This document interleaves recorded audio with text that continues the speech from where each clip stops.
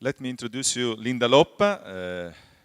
She is a director of Polimoda International Institute of Fashion, Design and Marketing. She is one of the 25 most influential people in the fashion world for Time magazine, isn't it? Did you forgot? No, I can't believe it. And Linda Loppa speaks us about fashion education and the city. So, Linda, please. Thank you everybody, thank you, welcome, and thank you to LUISAVIAROMA for this opportunity. My presentation is a bit thinking together about the world we live in and what will be the future. First of all, of course, the title I have to explain, and also for myself, I guess. A hybrid society is a society that comprises a range of social and cultural influences and components, rather than having a homogeneous identity like we had before. The liquid society is defined by its fragility, its temporariness, its vulnerability, and inclination to constant change. Thanks to the liquid society, we are hybrid. So we are multiverse, we are a lot of universes together. We are multiverse because we are a set of infinite and finite possibilities, universes that together comprise everything that exists, such as space, time, energy, and so on. We are visible, but we are also invisible. You know, we are in the world and we are living in another world. We are very versatile, but in the same time we are liquid, which means that we are flexible. We are multi, but only alone. We are only one. So there, thanks to the World Wide Web, we changed a lot. And of course, the first presentation was a great example how fast we changed. So thanks to the World Wide Web, we know more statements. Thanks to the World Wide Web, we are more connected. Another statement, because we have a lot more friends. There are no borders. We can Skype and talk. We are connected every hour, every minute of the day and the night. So thanks to the World Wide Web, we live in different worlds. It's a great opportunity. We can make abstraction of place, of location, city, house, shop, school, and we are very flexible. Thanks to the hybridization, we are multiverse. We are composed families, we are composed philosophies, composing dreams, and so on. Thanks to this World Wide Web, we are multicultural. In Polimoda, the school where I am the dean of, we have 60 nationalities living together, talking together in a common language that we invent every day. English, but kind of very specific English, you know, because everybody's talking his own small little language. So this is the new world we live in. We are an 80+ layered generation society, and Obrist is working on this project that the 89+ generation is those who were born in and after 89. But I believe that we are a layered generation that, of course, has been composed because we all, young, old, all the different generations are working on the web. Second, I wanted to ask questions, first for myself and also for you to be answered, not today, but later. We travel more, but do we travel better? I'm not sure. But of course, traveling more is good news because we know more and we see more. We eat more, but do we eat better? I don't know. Probably yes, probably we eat better because we are more informed, there are more blogs and information. We learn more, but do we learn better? I think yes, maybe because we can study more, we have more programs, we can study and choose our institute. We have all our students are on internet and found us through the World Wide Web. We have more impact. We have our personal vision that is more stimulated. So yes, I think we learn better. We discuss more, but do we discuss better? We are not used to the discussion and the debate. We get lost a bit in the cliches and the false accusations. So we have to learn fast. I think we have to discuss better. And I feel that, of course, today we are already there. I see a lot of people discussing, so that's good. And the thematics and the intuition of the debate have to be focused, I think, better. We live more, longer, but do we live better? I think personally, getting older myself, I feel better. I feel more accomplished. I feel more satisfied, more convincing, and more, let's say, thanks to curiosity, I can create my own identity.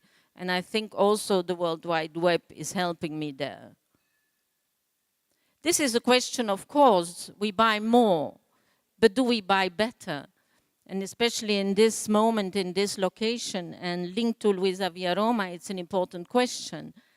I think that fashion is, for the moment, too fast, too complicated. We have more and more collections, pre-collections, summer collections, winter collections, haute couture collections, capsule collections, summer collections. Are we buying better or are we buying more? I think it's an important question. We are social, but are we? I'm not sure. I think writing and reading is becoming, thanks to internet, of course, very good.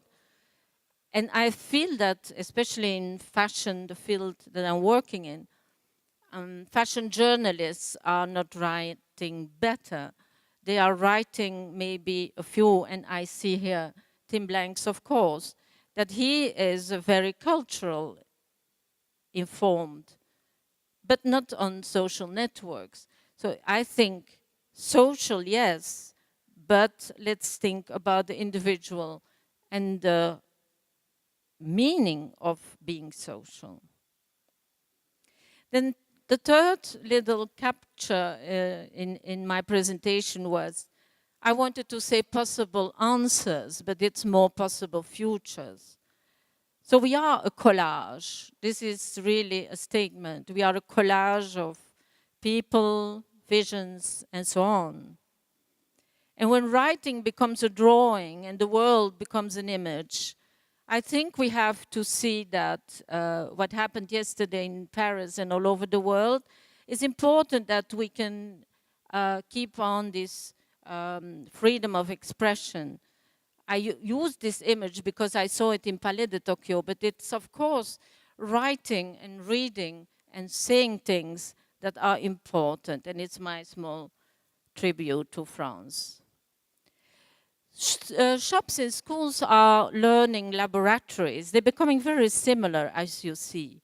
We can learn in shops, we can learn in schools, but we have to see and touch, we have to walk and sit together to discuss the future. And if I see that we will have some technology where we can find and touch the fabric, I'm very happy. Stereotypes are gone, so I think we can think more freely. Fashion became the cultural platform we were looking for, and I was looking for since I was born, I guess. So the next city is Bidhan. I don't know, it's a statement, it's a provocation. And it's a provocation also by Oning that we are inviting in May. He wants to go back to the land, to a very local and rural lifestyle. We have to consider this also, that we are not always going faster but maybe a little bit slower. And he is in this new rural reconstruction movement where we mainly work on historical preservation, cultural protection, and public life in the village. Very interesting person. I hope you can come and see him. The next designer is Marquet. I don't know. I was also very surprised. I didn't know her, but she's working with local craftsmen and in China, in very small villages. So this is a statement not to forget that there is another world outside as well. So art and fashion can save the world. We always say this. But of course, it's art, fashion, and education that can save the world. And probably that's why I'm so passionate about it. It's the best weapon for making a better world. So we can analyze the past and predict the future.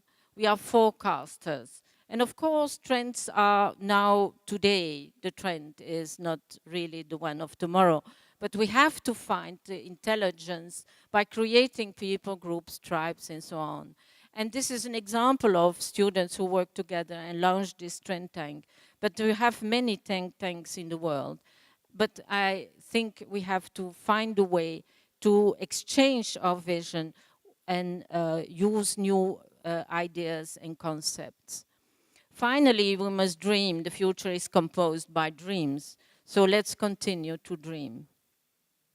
It's a very small conclusion, and it's not really an important one, but we are living in this momentum, the memento, and in May we conclude a chapter where we are working on for 3 years now in Polimoda.